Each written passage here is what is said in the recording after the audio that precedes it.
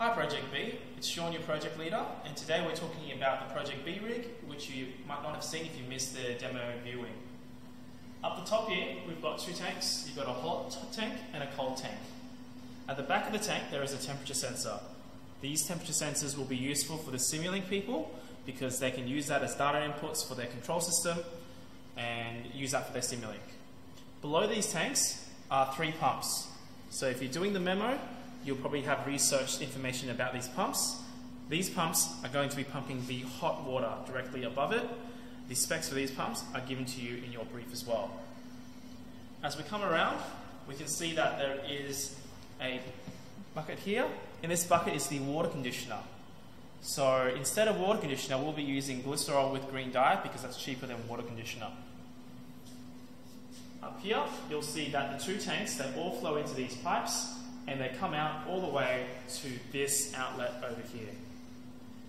From this outlet, you'll have your hot water stream, which will go directly down into the process pipe down here. And then you'll have your cold water stream, which is going to come to this area where you will be physically building your flow splitter. So that's for the physical people. The flow splitter can be built out of any materials. Go to a hardware store, go to Kmart, wherever you like. The flow splitter will take any water in excess of 2.5 litres and it's going to push the water this way towards this area, causing it to go down this pipe over here.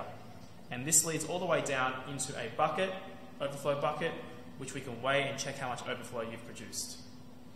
So back up here, the flow splitter, anything that's under 2.5 litres is going to go back in this direction and down into this pipe to mix with the hot water.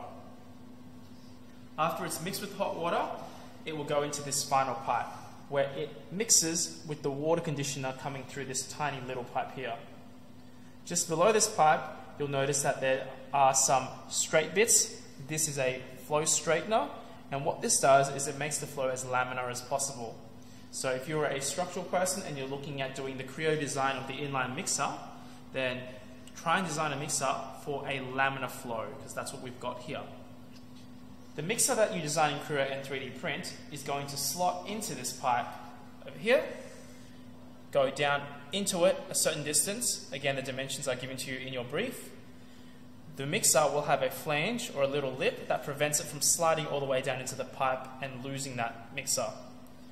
Once you've placed your mixer in here, we're going to slide the pipe with the mixer back in here, and you'll notice that there's a little lip inside there, a gap where your flange will sit.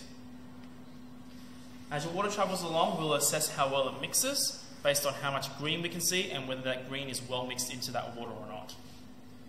Over here is a temperature sensor that the Simulink people again will use as your final temperature measurement, and you can use that to program your control.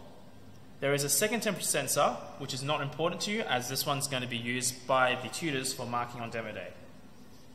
Your mixed water is going to come down into this pipe and go down into the batch tank, where we will measure the temperature of the batch tank with a float thermometer right here. The batch tank, you're trying to collect 10 litres of water, and the batch tank hooks on to the tensile weight system right here, like that, as so. If we have a look at the tensile weight system, we can see that the tensile weight system actually pivots around like this. And so what happens is you're going to take a tensile member and you're going to slot it in here, holding the tensile weight system shut. Now, as the water fills up on the hook, it's going to pull the tensile member apart and exert some strain across it. The more water, the more strain that is going to be experienced here. And the amount of strain that this tensile member experiences can be calculated by looking at the mechanical advantage that this system provides.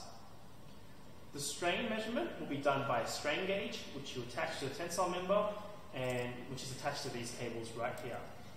When you reach your target strain, your Simulink people should program that target strain in so that the control system turns off all the pumps once you have collected 10 litres of water based on the amount of strain that you measure here.